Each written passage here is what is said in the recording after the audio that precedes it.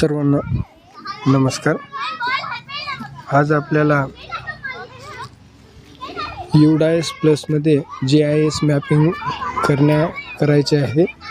त्यासाठी आपल्याला UDIS plus GIS capture हे ॲप डाउनलोड करावं लागेल।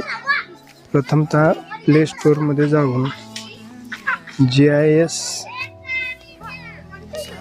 UDIS प्लस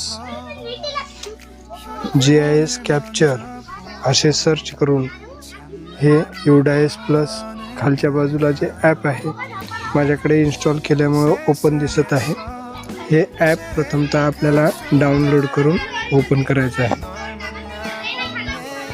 हे ॲप ओपन केल्यानंतर आपल्याला प्रथमतः UDIS प्लसचं जे यूजर ID आणि पासवर्ड आहे ते या ठिकाणी टाकून आपल्याला लॉग इन करायचं आहे। लॉग इन केल्यानंतर आपल्या शाळेचं नाव या ठिकाणी आपल्याला प्रथमतः दिसेल आणि हे जे कॅप्चर्ड लोकेशन आहे या ठिकाणी लोकेशनला क्लिक केल्यानंतर त्याच्यावर गेल्यानंतर आपल्याला location must be captured within 10 meters of main entrance, म्हणजे शाळेचं जे गेट आहे त्या शाळेच्या गेटच्या 10 मीटर अंतरावरून त्या गेटचा शाळेचा एंट्रन्सचा आपल्याला फोटो घ्यायचा आहे आणि तो इथं आपल्याला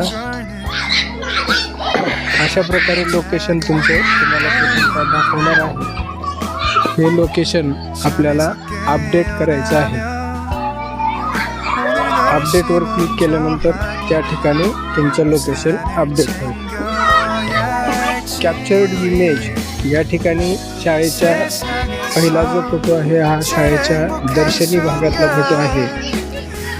दुसरा फोटो हा मेन बिल्डिंग आपली जी इमारत आहे त्या ठिकाणाहून आपल्या शाळेचं नाव स्पष्टपणे दिसेल असा फोटो घ्यायचा आहे।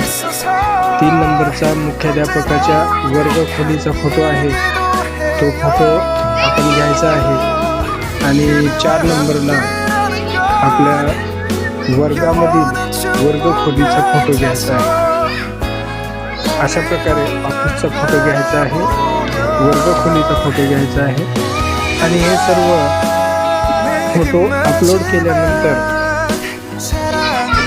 आपल्याला पेंडिंग फॉर अप्रूव्हल म्हणजे हे सर्व जिल्ह्याला पाठवण्यात आलेलं आहे आणि तिथं अप्रूव्हलसाठी आपण पेंडिंग आपली शाळा आहे। अशा प्रकारे UDIS प्लसमध्ये आपल्याला GIS मॅपिंगचे कॅप्चर करता येऊ शकते।